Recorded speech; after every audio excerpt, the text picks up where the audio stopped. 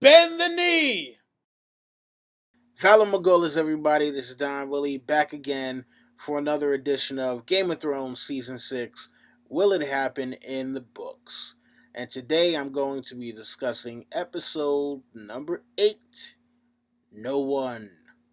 So, just like last week, I'm going to be skipping over the siege at Riverrun since the events at the siege of Riverrun had already transpired and the outcome was very different. So, no need to rehash those events, and we can skip right along to actually another event going on in the Riverlands, and that is the revenge of Sandor Clegane. So we see him hunting down the members of the Brotherhood Without Banners who slaughtered his friends from that sept that they were building, that little village with him and Brother Ray. And so, yeah, he gets his revenge on these four poor bastards who, hey, you know what, pretty much deserved it. And then he comes across the Brotherhood Without Banners with Beric Dondarrion and Thoros Amir as they are preparing to hang Lem Lemoncloak and two other members for their vile deeds. So, the question that we have here, and there are actually two of them. First one being, will Sandor go on a rampage and start hunting down members of the Brotherhood Without Banners? And I think I asked this question last time, and for this one, I don't know, I'm gonna have to say no. I mean, look, Sandor in the books is supposedly a changed man, and I don't think it would actually be the Brotherhood Without Banners who would do the members of Quiet Owl, Sept, and that whole crew any kind of harm. So it's not going to be the Brotherhood Without Banners, but there may be some other brigands that he goes on a revenge campaign on. But then the next question after that is, will Sandor wind up joining with the Brotherhood Without Banners and taking up their cause as they go to fight against White Walkers and any other threats throughout Westeros? And for this one, I am still going to say no. Look, it's pretty cool for the show, but I just don't see this actually being a reality for the books. I mean, who knows? I could be totally wrong, but I just have a feeling that it's not going to happen in that particular manner. So, sorry guys if, that's what you were hoping for. But let's go to Essos real quick and we'll take it to Marine since that was a pretty, short thing. So we have this whole thing with the Masters who are besieging Marine, and pretty much Daenerys flies in on Drogon, and, it looks like they're gonna do battle with that.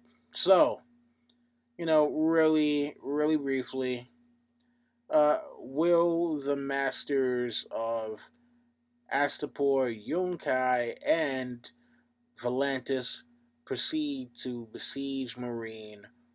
And will Daenerys come in, just flying in on Drogon kind of last second and, give a really pissed off look?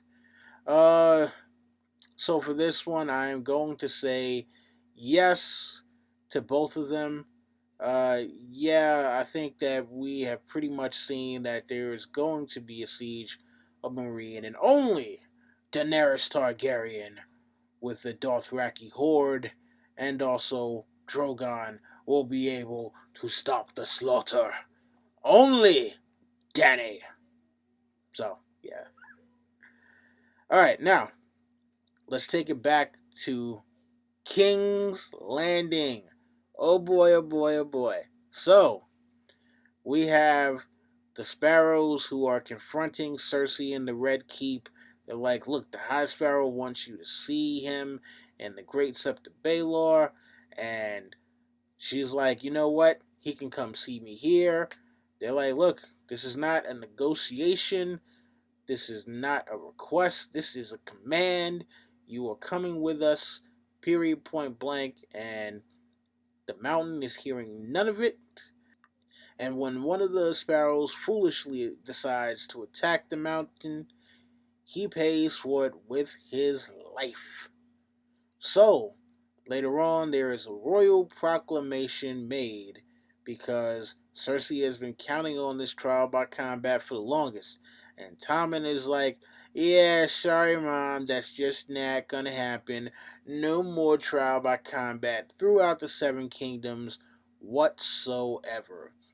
Now leaving Cersei with pretty much no viable option to win in a trial against the faith because she is supposed to be judged by seven septons instead of being judged by the sword.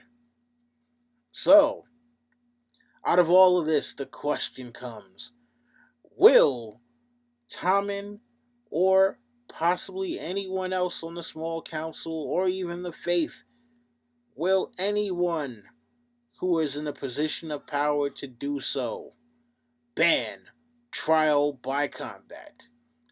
And for this one, I am going to say no. I mean, look, you know what? There has not been a trial of seven since Sir Duncan the Tall.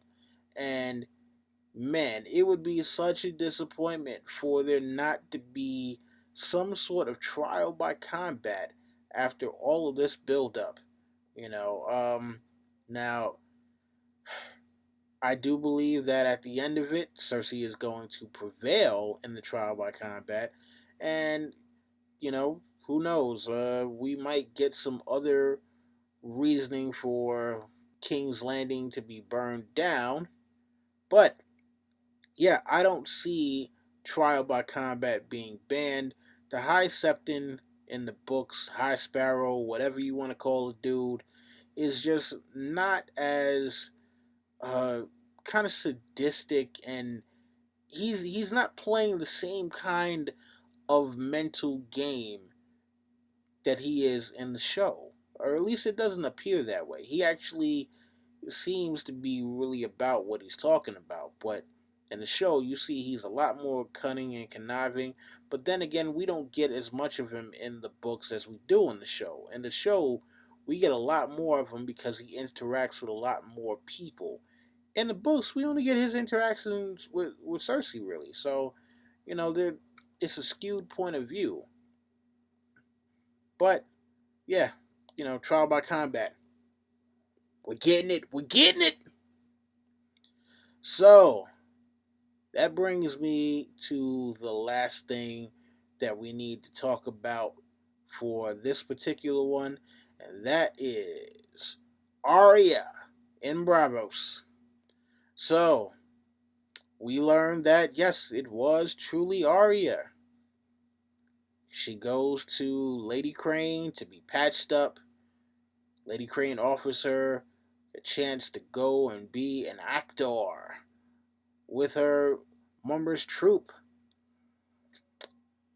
Arya's telling her, hey, look, that sounds cool and all, but not only would I not really be able to remember the lines, but also, as long as the waif is chasing me, you are in danger.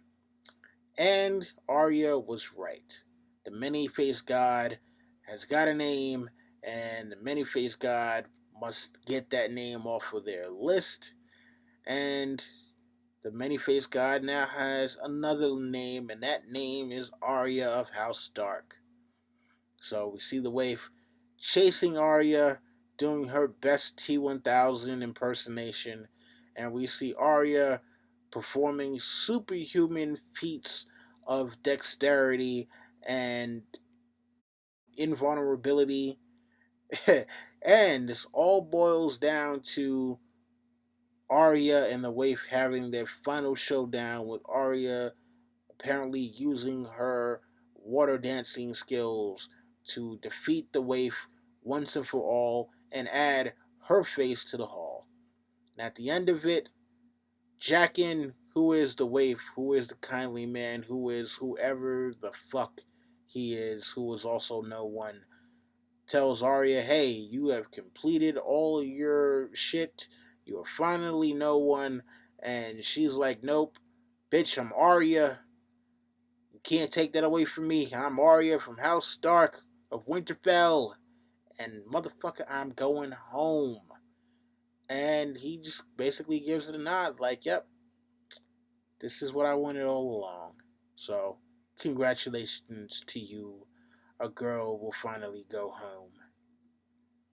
So, the question that remains from this one is, once Arya has defeated a member of the Faceless Men, or if she will even defeat a member of the Faceless Men, will they just let her go, or will she be forced to kind of destroy the entire group?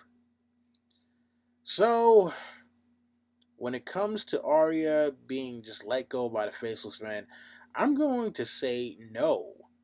I think she will be forced to kill all of the Faceless Men in order to be free. Because I just, with the way that they kind of operate, I don't see it being a thing where they're just going to be like, oh, okay, well, you killed one of us, so your training's completed. Forgive you in the name of the many-faced God. Yeah, I just I don't see it myself, but who knows? I could be totally wrong about all of this. But of course, you guys let me know what you think in the comments.